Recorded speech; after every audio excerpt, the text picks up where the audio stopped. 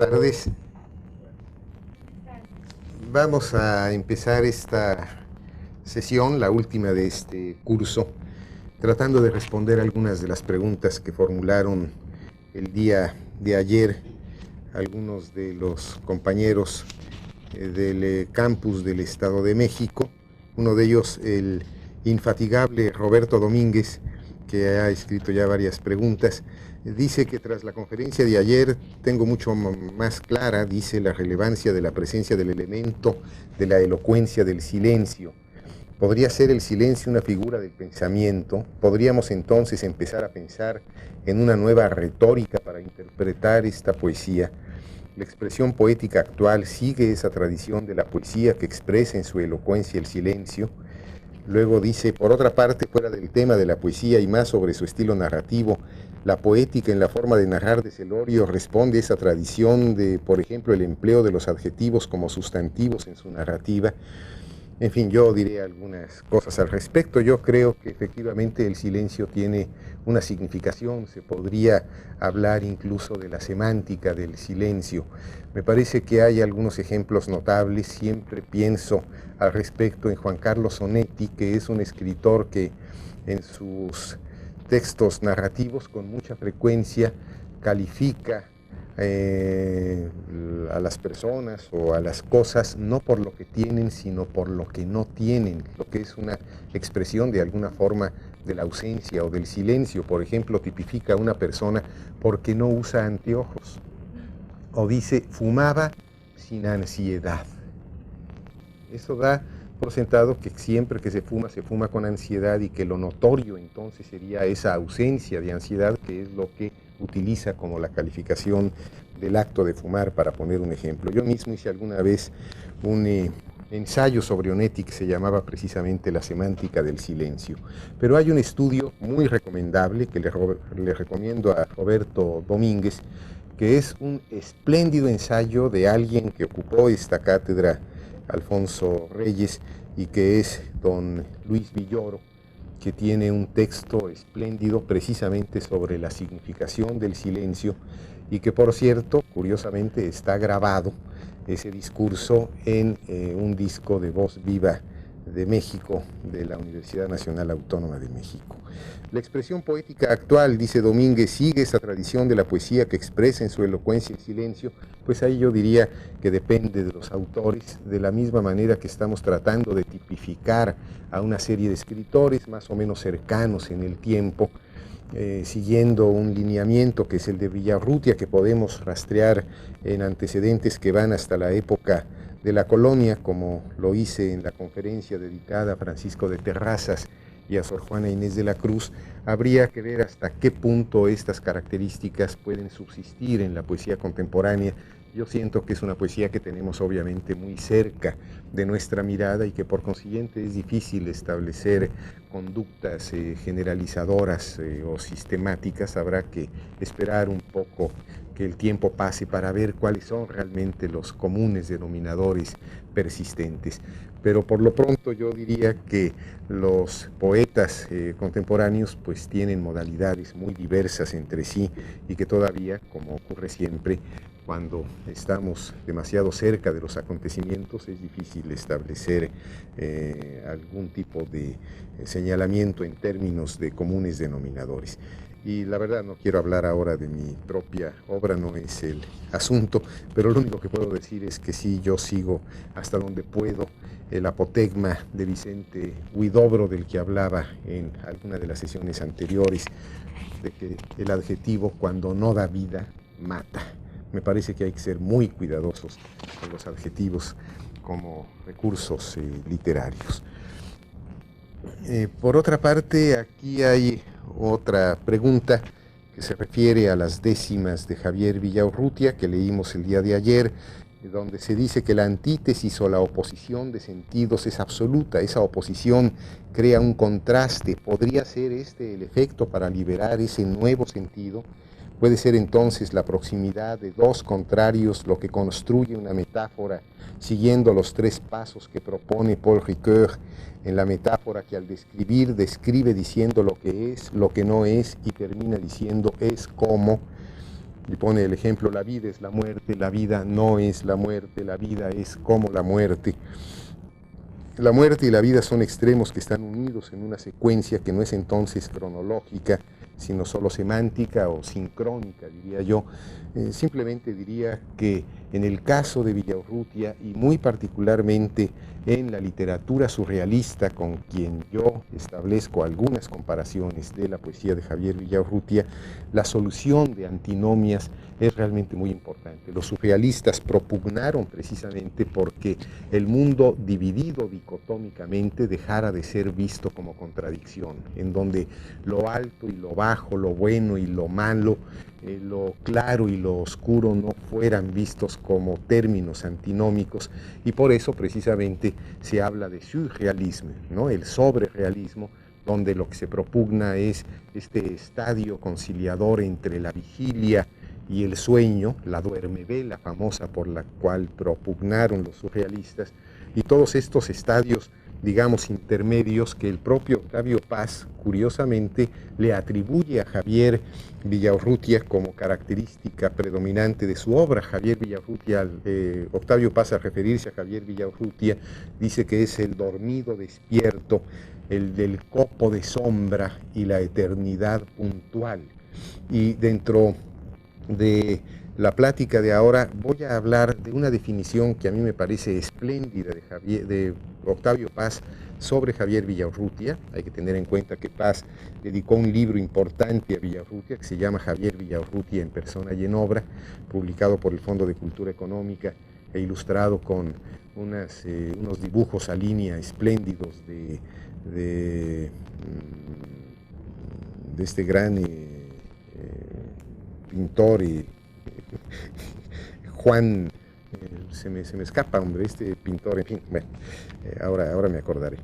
Y me parece que es importante esta especie de señalamiento que hace Octavio Paz, porque dice que la poesía de Villaurrutia siempre se sostiene en el entre el sueño y la vigilia, entre la vida y la muerte, etcétera. Ya lo leeremos dentro de un momento textualmente. Juan Soriano es el artista que ilustró este libro espléndido de Villaurrutia.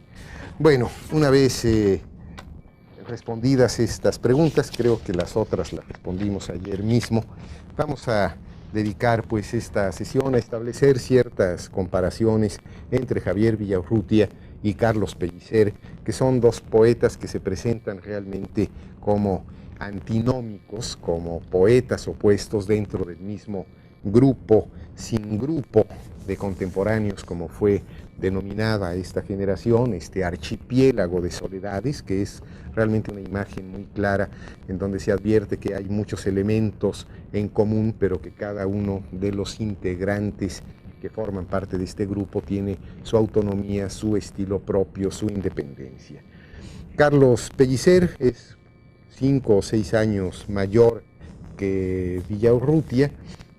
Eso es significativo de todas maneras porque son poetas ambos muy precoces, los dos estuvieron muy cerca de Vasconcelos, pero mientras Carlos Pellicer como José Gorostiza, los mayores del grupo, de alguna forma estuvieron desempeñando funciones incluso de carácter administrativo al lado de Vasconcelos.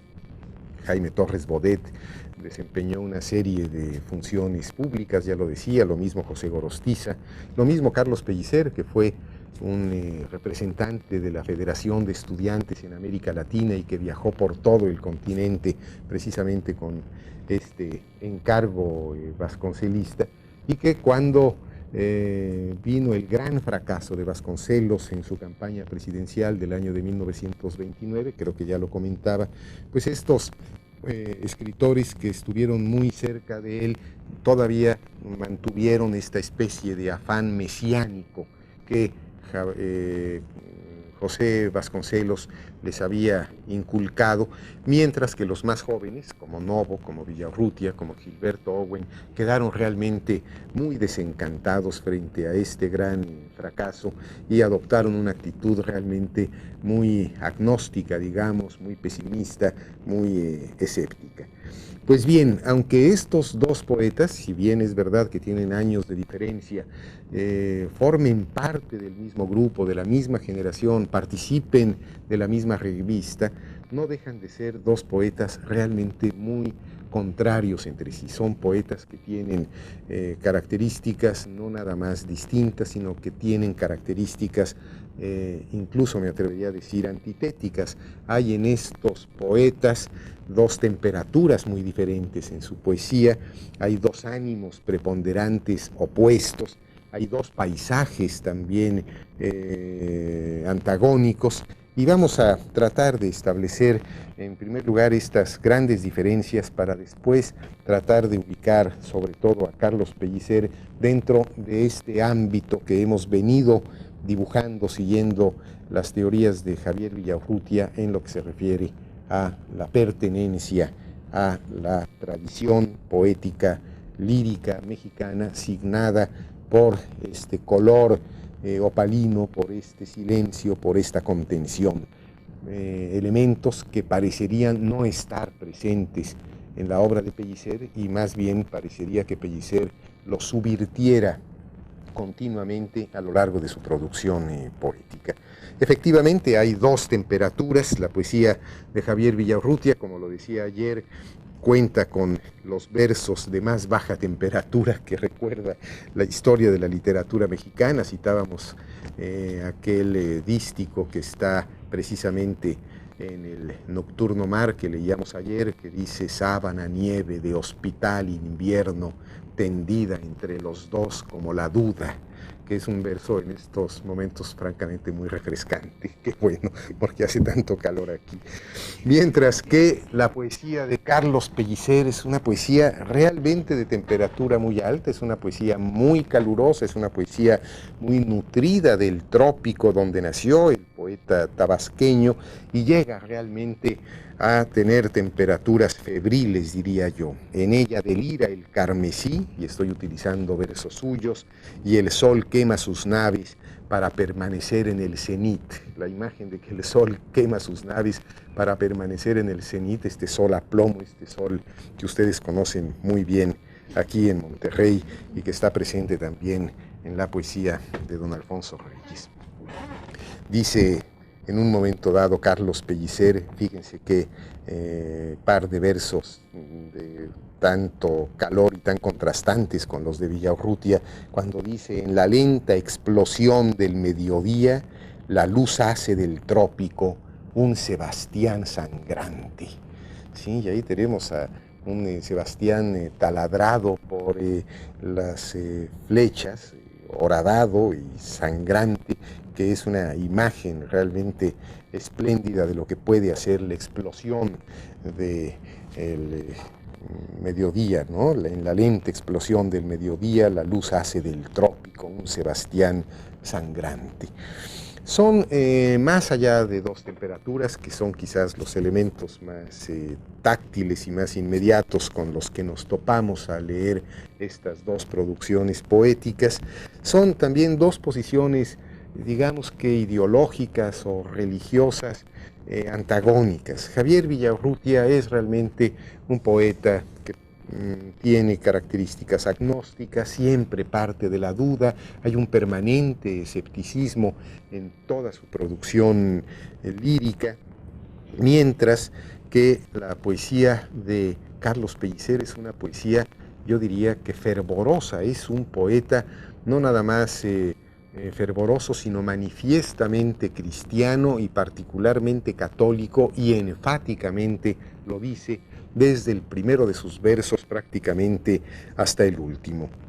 La poesía de Javier Villaurrutia no procede de la fe, no procede tampoco de la emoción, fíjense, sino que la poesía de Villaurrutia procede realmente de la inteligencia. Lo que nos conmueve de los textos que leímos ayer es precisamente su razonamiento casi gélido. Hemos hablado de que los planteamientos de las décimas, de la décima muerte, son prácticamente silogísticos, es decir, son textos que tienen una congruencia discursiva absolutamente convincente, y yo decía que recordaban aquella imagen algebraica de Borges que dice que el álgebra es como un palacio de precisos cristales.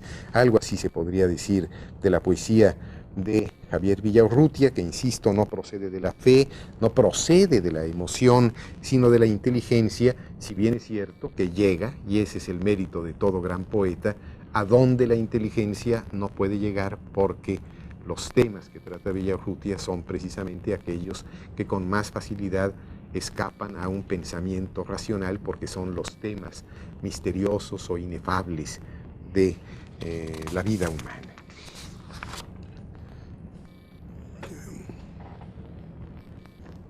Dijimos ayer que frente al presunto irracionalismo promulgado por los movimientos de vanguardia, este abandono más puro del que habla el propio Villaurrutia, la poesía de Villaurrutia es siempre vigilante, siempre reflexiva.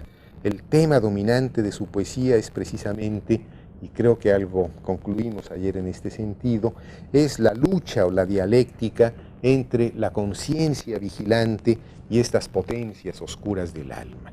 Lo vimos al hacer el análisis del nocturno primero que abre Nostalgia de la muerte, donde vemos cómo gracias al sueño queda liberado, desatado el deseo con toda libertad y cómo de alguna forma el despertar es morir en tanto que vuelve a sucumbir esta alma libérrima a los dictados y a las censuras propias de la razón. El resultado es precisamente la unidad de las antinomias. Si el tema dominante de su poesía es precisamente la lucha o la dialéctica entre estos elementos contrarios, muy particularmente entre la conciencia vigilante y las potencias oscuras del alma, como las llamó André Breton, el resultado pues es la unidad de las antinomias. Según Octavio Paz, como lo decíamos, la poesía de Villaurrutia es la del dormido despierto, la de la llama fría, la del copo de nieve, la de la eternidad puntual. Carlos Pellicer, en cambio, es un poeta absolutamente religioso, no parte de la duda, sino parte desde su primer verso de la fe y practica una religión que es en su poesía la religión de la alegría. Es realmente un poeta feliz, cosa bastante insólita, cosa bastante extraña. A mí me sorprende mucho que Pellicer, cuando todavía estaba en la edad preparatoriana, puesto que estudió en la Escuela Nacional Preparatoria en tiempos anteriores, incluso a que Orozco hiciera los grandes murales del antiguo colegio de San Ildefonso. Vemos ahí a un Carlos Pellicer que usaba unos calcetines, cuentan por ahí, de color anaranjado verdaderamente subido, y le decían el rajarretinas, porque era algo verdaderamente contundente, un poco con toda esta procedencia tropical. Y me imagino a este joven poeta de 20 años, o quizás menos, a un joven poeta que no tiene realmente ningún pudor para manifestar su absoluta alegría y su absoluta fe en tiempos de gran escepticismo y en un contexto juvenil poético donde el poeta más bien tenía que presentarse siempre como desgarrado, como atormentado, como el poeta, como el artista adolescente de Joyce, ¿no? Y entonces, bueno, fíjense ustedes cuál es el primer poema de Carlos Pellicer. Es curiosamente, fíjense también, un poema dedicado a la memoria, dice, de mi amigo Ramón López Velarde. Joven poeta insigne, muerto hace 3 lunas en la gracia de Cristo. Esa es la dedicatoria. Bueno, ningún otro poeta podría escribir esto sin sonrojarse. Pellicer no se sonroja, sino que al contrario, con una gran valentía, yo diría paradójicamente con una gran virilidad, puede decir estos versos contundentemente. Y los primeros versos que escribe, o por lo menos los primeros versos que publica, el primer terceto del primer poema del primer libro de Pellicer, Colores en el mar, dice, fíjense nada más, en medio de la dicha de mi vida, deténgome a decir que el mundo es bueno. Bueno, eso no puede ser. Es una cosa verdaderamente inusitada. ¿Qué joven poeta escribiría esto? En medio de la dicha de mi vida, deténgome a decir que el mundo es bueno por la divina sangre de la herida, es decir, por la redención cristiana. Y bueno, vamos a leer este primer poema, que es realmente un himno a la alegría. Loemos al Señor que hizo Loemos al Señor que hizo en un trueno el diamante de amor de la alegría para todo el que es fuerte y es sereno. El corazón al corazón se fía, si el alma cual las águilas natales estrangula serpientes en la vía. Gloriosa palma la que de los males del huracán se libre porque eleve la fruta con sus aguas tropicales. El corazón al corazón se fía, lo mismo en esas palmas que en el breve corazón de la perla más sombría. Porque la flor más alta dance y ría, el viento entre los árboles se mueve. Mi corazón, Señor, como el poema, sube la escalinata de la vida y te da su pasión como una gema. Por la divina sangre de la herida, es fuerte y es sencillo y cancionero. Filas de oro pusiste a su ola henchida. El amor que en el caos fue primero, lo lanzó sobre la órbita más pura y así cumple su ciclo dulce y fiero.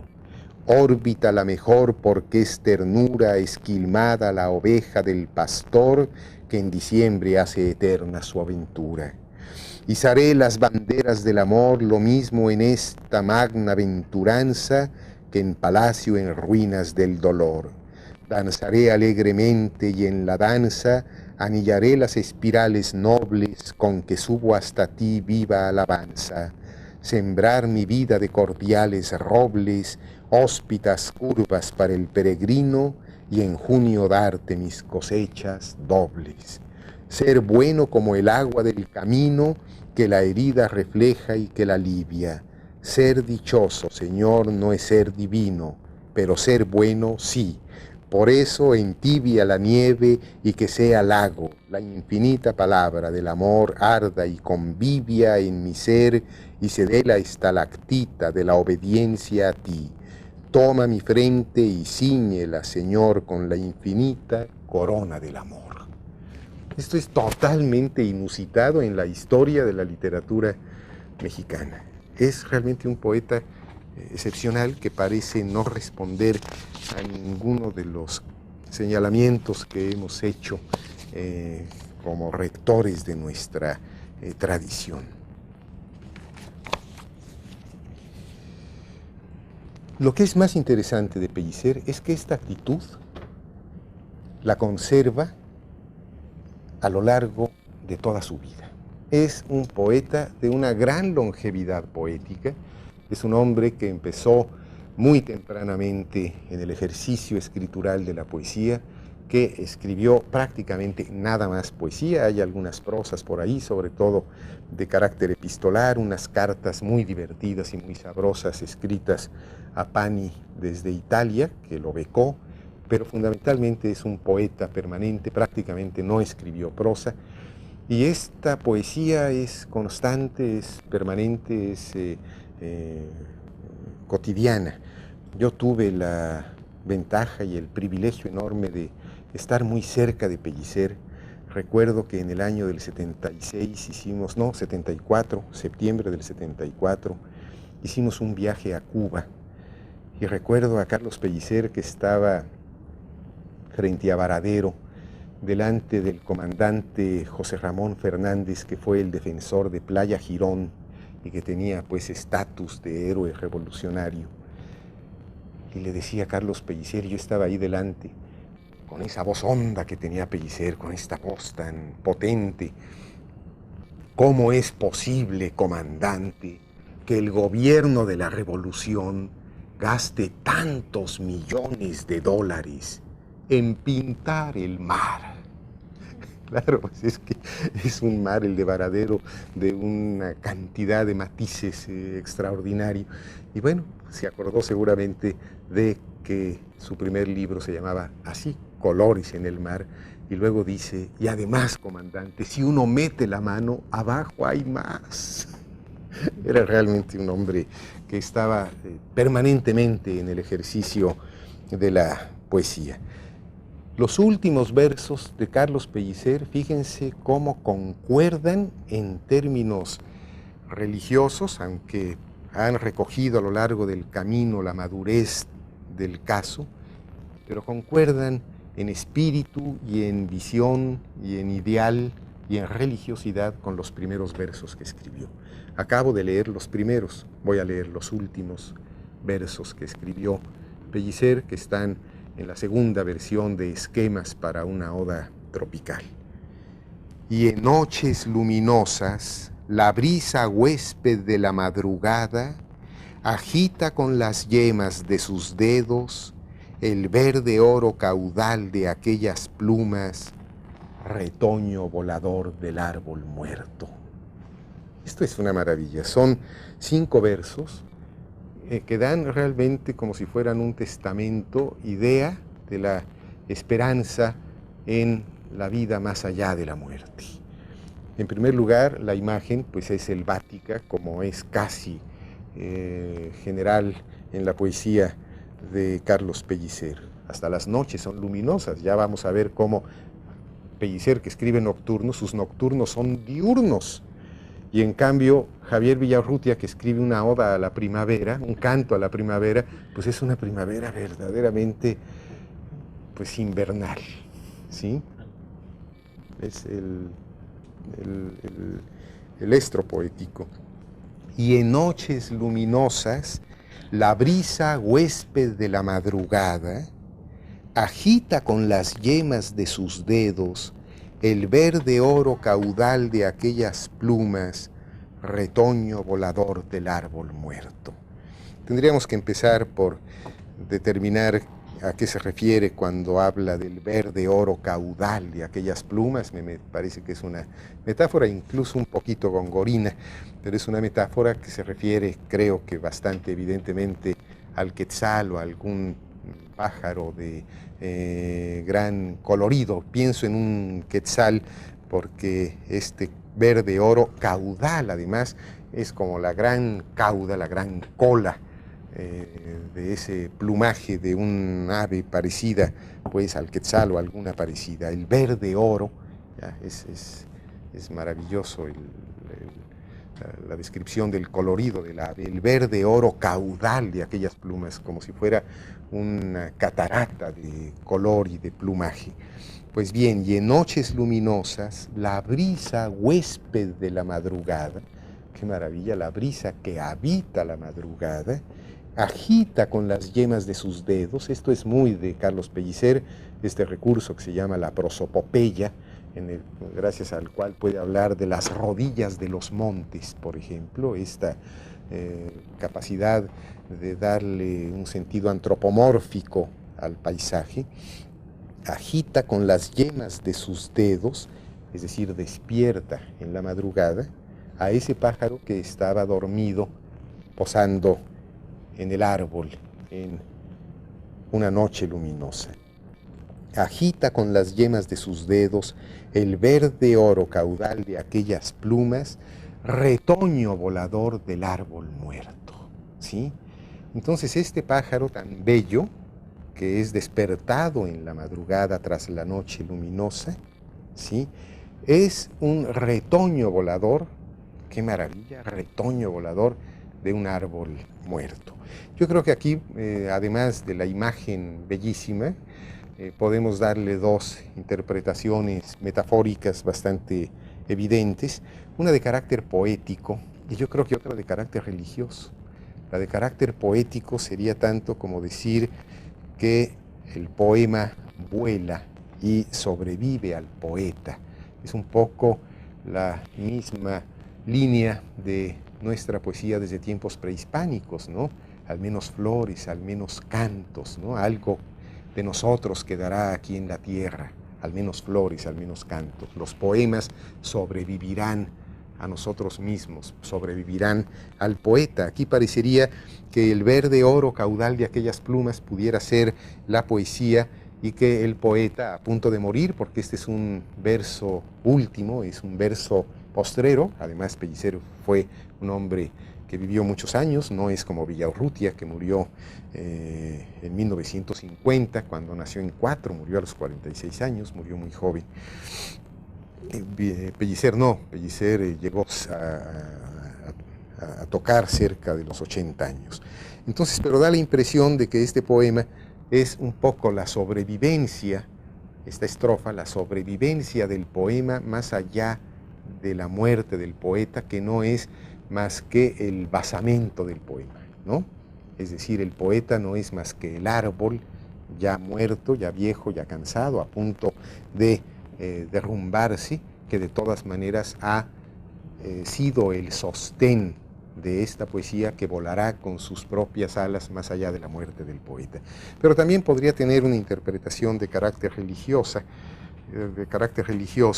en donde da la impresión de que el alma podría sobrevivir más allá de la muerte del cuerpo, es decir, el árbol como el cuerpo y el ave como el alma que vive cuando precisamente el tronco que la sostenía llega a su final. Lo que es muy impresionante es que hay aquí en este último poema de Pellicer la misma alegría, la misma esperanza, la misma fe que hay en el primer poema, que casi nos resulta hasta incómodo por este exceso de alegría al cual no estamos acostumbrados en nuestra tradición poética. Decía que había también dos paisajes. Evidentemente, creo que los paisajes de Villaurrutia y de Carlos Pellicer son no nada más diferentes, son antagónicos. Y entonces me gustaría hablar, así sea muy someramente, de la escasa tradición paisajística que hay en la literatura mexicana. Algo señalé, si mal no recuerdo, en alguna de las sesiones anteriores, pero diría ahora con más precisión que la poesía bucólica es más bien escasa en la tradición poética mexicana, porque nuestra tradición poética mexicana, como bien lo dice Javier Villaurrutia, pues es más bien una tradición de intimidad, una tradición demasiado silenciosa, demasiado ensimismada, y por consiguiente el paisaje exterior parecería no tener demasiada importancia en nuestra tradición lírica. La tiene en otras manifestaciones artísticas, en la pintura, en la narrativa, pero tal parecería que el paisaje no tiene una presencia significativa en nuestra poesía. No tenemos una gran tradición bucólica, como no tenemos una gran tradición épica, quizás por los mismos motivos. El paisaje está más bien en nuestra novela telúrica, una novela que se escribe a finales del siglo XIX y durante buena parte del siglo XX, prácticamente toda la mitad, que está presente todavía de manera muy palpable en Agustín Yáñez, en Pedro Páramo, ¿no? En Juan Rulfo, en fin. Y que esto además es concordante con lo que pasa en toda América Latina.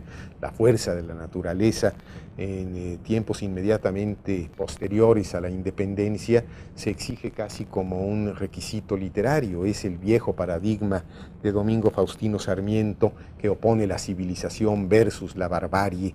Y entonces tenemos el Facundo y tenemos Doña Bárbara y tenemos todas estas novelas que dan cuenta de la tierra, un poco una tierra que no ha sido nombrada con un lenguaje autónomo, con un lenguaje independiente, y inmediatamente después de la independencia surge un poco la necesidad de nombrar por primera vez como nuestra una realidad que por primera vez se siente nuestra, y a veces hay pues algunos cometidos bastante erráticos, diría, ¿no?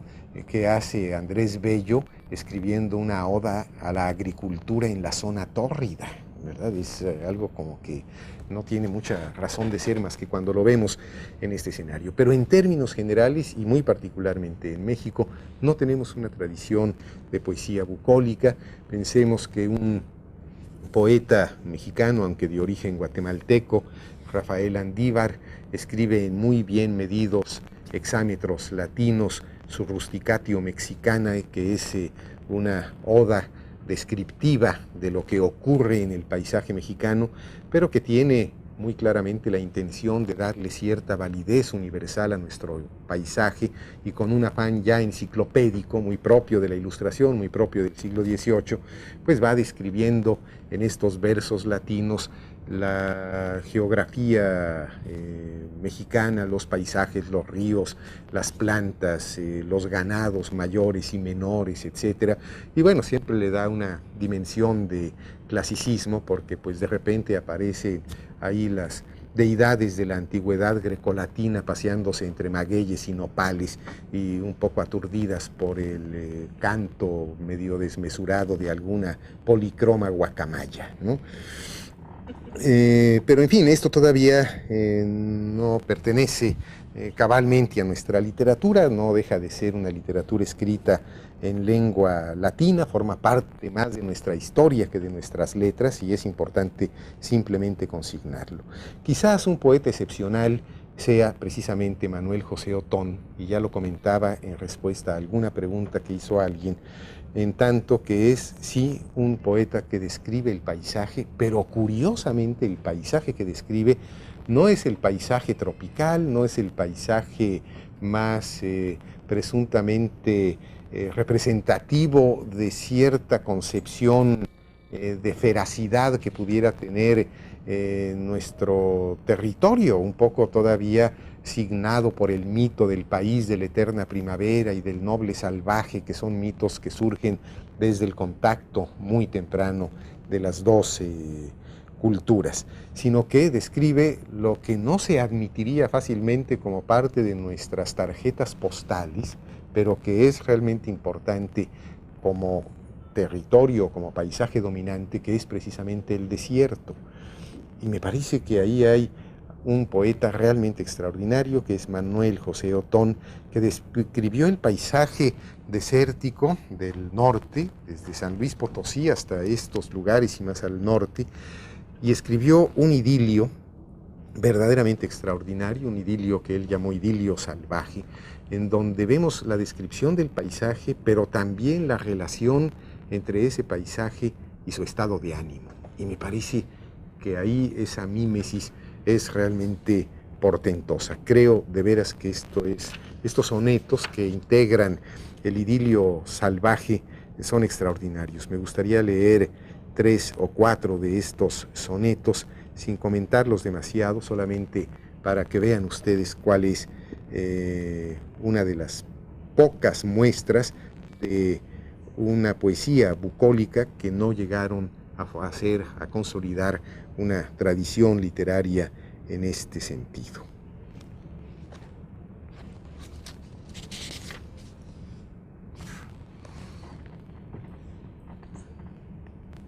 Mira el paisaje, inmensidad abajo, inmensidad, inmensidad arriba. En el hondo perfil la sierra altiva, al pie minada por horrendo tajo. Bloques gigantes que arrancó de cuajo el terremoto de la roca viva. Y en aquella sabana pensativa y adusta, ni una senda, ni un atajo. Asoladora atmósfera candente, do se incrustan las águilas serenas como clavos que se hunden lentamente. Silencio, lobreguez, pavor tremendos, que viene solo a interrumpir apenas el galope triunfal de los berrendos. Después establece alguna relación en este mismo idilio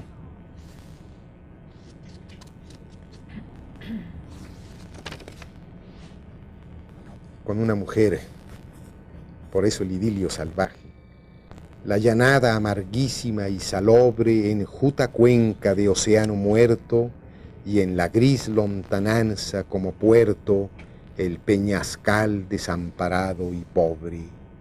Punta la tarde en mi semblante yerto, aterradora lobreguez, y sobre tu piel tostada por el sol el cobre y el sepia de las rocas del desierto, y en el regazo donde sombra eterna del peñascal bajo la enorme arruga, es para nuestro amor nido y caverna, las lianas de tu cuerpo retorcidas en el torso viril que te subyuga con una gran palpitación de vidas. Es realmente de una gran energía, ¿no? Y esto que voy a leer otros 2 sonetos más del idilio. Esto es muy impresionante, porque aquí vemos esta mímesis entre el paisaje y el estado de ánimo.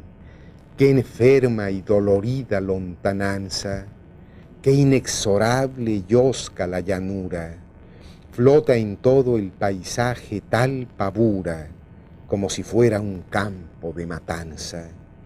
Y la sombra que avanza, avanza, avanza, parece con su trágica envoltura el alma ingente plena de amargura de los que han de morir sin esperanza.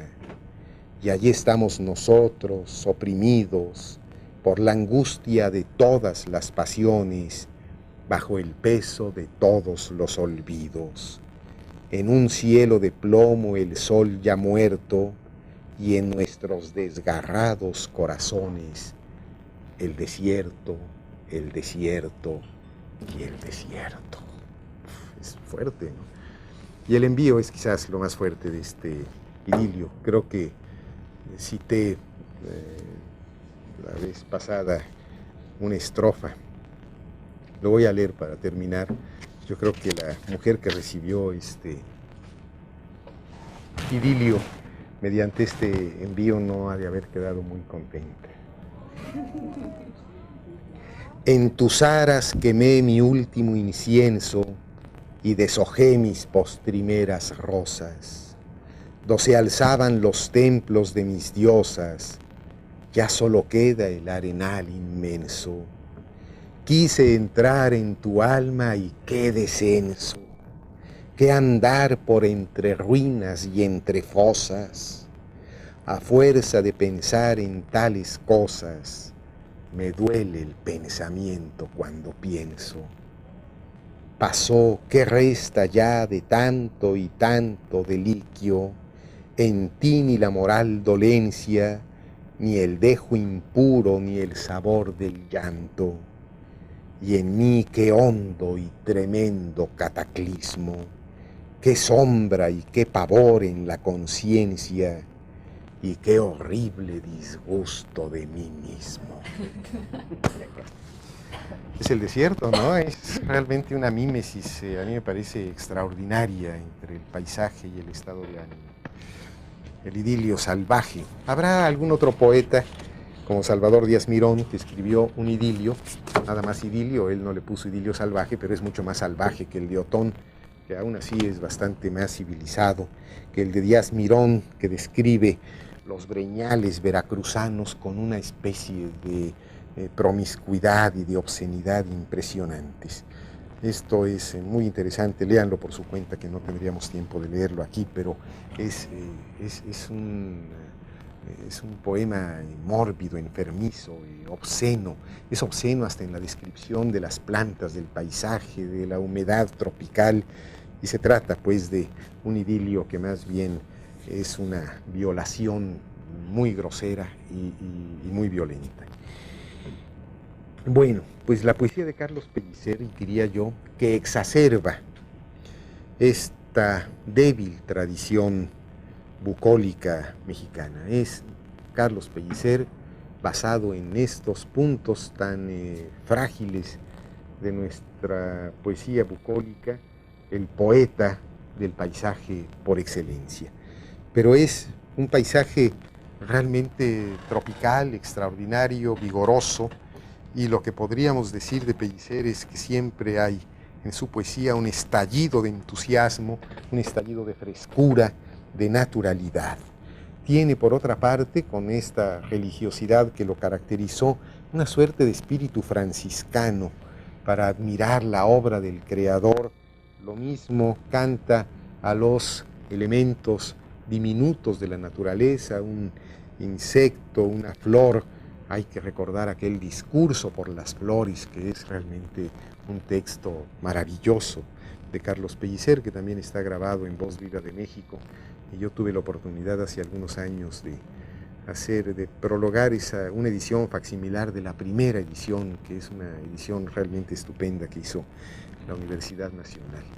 Me acuerdo que una vez en La Habana con Pellicer, él dio una conferencia en la Biblioteca Nacional José Martí, y después de hablar sobre Díaz Mirón, alguien le dijo que quería que leyera algún poema suyo, y Pellicer entonces le pidió al bibliotecario que le trajera su antología, y seguramente Pellicer estaba pensando en la antología del Fondo de Cultura Económica de la Colección Popular, un libro pues de proporciones muy normales, y el bibliotecario le trajo más bien una edición de 1959 de la Universidad Nacional, que es un tomo de ese tamaño, una cosa muy voluminosa que se llama Material Poético, que recogía toda la obra de Pellicer hasta el año del 59. Y entonces, como la fecha del 59 pues es una fecha muy determinante en la historia de Cuba, pues bueno, pues el bibliotecario pensó que esa edición estaría muy bien, y cuando ve Pellicer aquella cosa dice, pero ese no es un material poético, ese es un material para la construcción, dice, porque era realmente un libro muy voluminoso. Me acuerdo que en alguna ocasión fuimos a cenar a la casa de Nicolás Guillén, que estaba en el penthouse de un edificio frente al malecón, y yo iba un poco como el secretario particular de Pellicer. Le dije, maestro, ¿usted va a ir a la cena que nos están invitando? Y dijo, no, porque Nicolás va a empezar a decir sus poemas y yo ya estoy muy viejo para bailar. Eso describía muy bien realmente la poesía rítmica de Nicolás Guillén, ¿no? Tamba, tamba, tamba, tamba del negro que tumba, tumba del negro, caramba, caramba, que el negro tumba. Es realmente unas percusiones impresionantes. Pero bueno, hay pues un canto a lo diminuto, pero también a lo grandioso, este gran poema al Usumacinta, estos grandes poemas que describen los torrentes, las cataratas, las tormentas tropicales. Es pues Pellicer un poeta para quien raramente en la historia de la poesía mexicana el mundo exterior existe.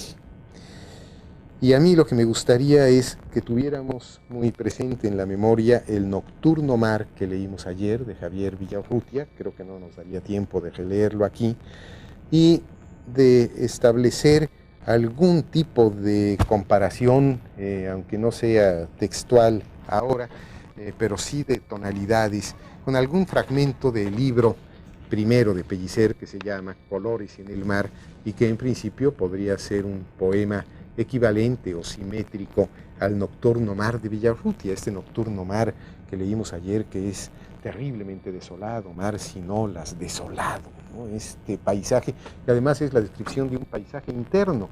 Fíjense qué importante, cómo para Pellicer el paisaje exterior existe y lo describe, mientras que para Javier Villaurrutia cualquier paisaje externo lo interioriza, y más bien lo que está describiendo es el mar que llevo adentro, ¿sí? Mudo y ciego, ¿no? Este mar sin olas, desolado, etc. Es un paisaje interior, es un estado de ánimo, es terrible, ¿no? El Nocturno Mar que leímos ayer, y pues nada tendría que ver en principio con un poema de Colores en el Mar como este fragmento que voy a leer de Pellicer, que más bien es de un colorido que recuerda a este gran pintor valenciano Sorolla, al que hace referencia en este poema, y por eso lo digo antes, a diferencia de este gris acerado, de este mar gélido, casi metafísico, del que habla Javier Villaurrutia. El mar, la tarde, niños, recuerdos de Sorolla, corren las pinceladas del pintor como el mar que ve a los niños disparatar, se embrolla y se cae, se endereza y se pone a jugar. Las chiquillas son Evas y los niños Adanes, pero ellos no lo saben. Delira el carmesí y el mar que se atropella rasgando sus solanes, una vez es grotesco y otra vez es sutil. Vida que en las cabriolas del mar anulas todos mis éticos problemas, gracias por tu virtud. Dosel de auroras tienen sitiales de tu trono, tú reinarás radiante sobre mi juventud. Bueno, hay una actitud completamente distinta y diametralmente opuesta, diría yo. Pero vamos a establecer alguna comparación más pertinente quizás. Voy a leer un poema de Villaurrutia, que es El Nocturno de la Alcoba, y voy a leer otro poema de Pellicer que también habla de la alcoba de maneras muy distintas. Fíjense en este poema terrible de Javier Villaurrutia, El Nocturno de la Alcoba. La muerte toma siempre la forma de la alcoba que nos contiene.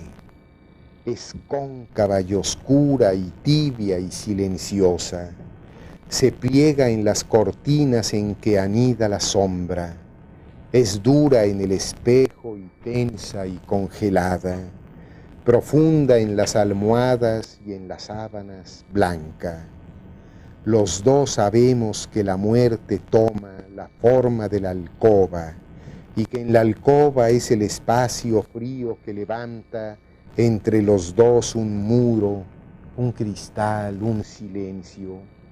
Entonces solo yo sé que la muerte es el hueco que dejas en el lecho cuando de pronto y sin razón alguna te incorporas o te pones de pie. Y es el ruido de hojas calcinadas que hacen tus pies desnudos al hundirse en la alfombra. Y es el sudor que moja nuestros muslos, que se abrazan y luchan y que luego se rinden. Y es la frase que dejas caer interrumpida y la pregunta mía que no oyes, que no comprendes o que no respondes. Y el silencio que cae y te sepulta cuando velo tu sueño y lo interrogo. Y solo yo sé que la muerte es tu palabra trunca, tus gemidos ajenos y tus involuntarios movimientos oscuros, cuando en el sueño luchas con el ángel del sueño. La muerte es todo esto y más que nos circunda y nos une y separa alternativamente, que nos deja confusos, atónitos, suspensos, con una herida que no mana sangre. Entonces, solo entonces, los dos solos sabemos que no el amor, sino la oscura muerte nos precipita a vernos cara a cara a los ojos y a unirnos y a estrecharnos más que solos y náufragos, todavía más y cada vez más todavía. El amor tocado y propiciado y signado por la muerte en el paisaje íntimo de la alcoba. Veamos a Pellicer. Un verso que podría ser también diurno de la alcoba, quizás no tiene título, pero podría ser un diurno de la alcoba. Es también la alcoba, pero el paisaje es completamente distinto. Que se cierre esa puerta que no me deja estar a solas con tus besos. Que se cierre esa puerta por donde campos, sol y rosas quieren vernos.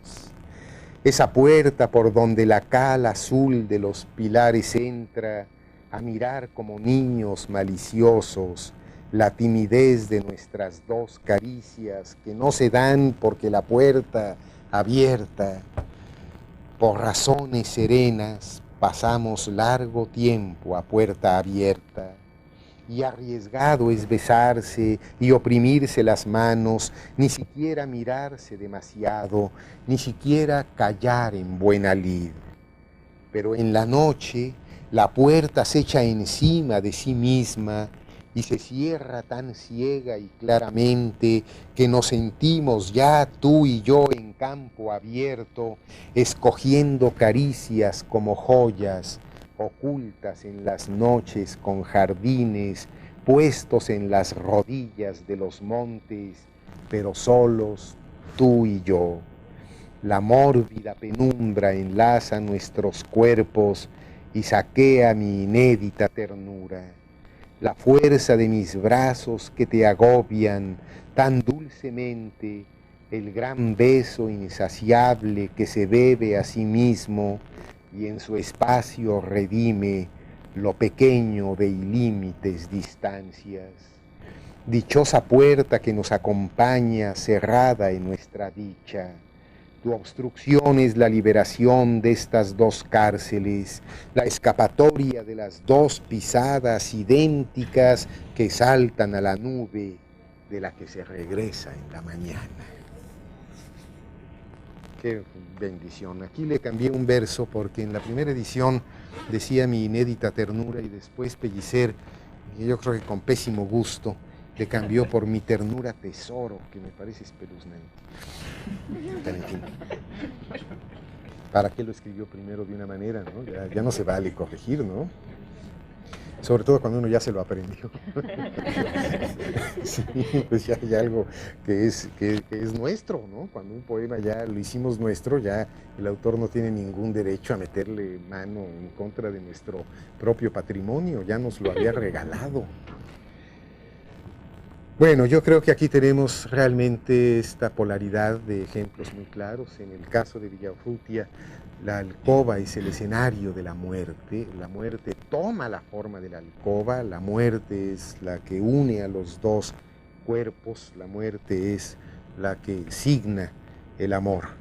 Y aquí, en cambio, es curioso porque el paisaje existe como paisaje diurno y como paisaje libre y como paisaje alegre, justamente cuando se cierra la puerta en la noche, y eso permite que el amor pueda de alguna manera sentirse liberado fuera del ojo, fuera de la mirada de la gente, y entonces hay una especie de gran liberación y un itinerario paisajístico, un itinerario bucólico extraordinario de los dos amantes. Yo creo que estos dos poemas simétricos dan muestra clara de la oposición tan contundente, tan radical entre estos dos poetas como Javier Villaurrutia y Carlos Pellicer. La grisura, el escepticismo, la angustia, el vacío, la preponderancia de la muerte en el caso de Villaurrutia, la alegría, el paisaje, el amor, la libertad, el paisaje interior en el caso de Villaurrutia, sobre todo si pensamos también en el nocturno mar, y el paisaje exterior que une y que se vuelve como una especie de gran alcahuete del amor, ¿no? Y con estas actitudes también prosopopélicas como las rodillas de los montes, que es una de las imágenes más bellas de este texto. Vamos a hacer un receso y continuamos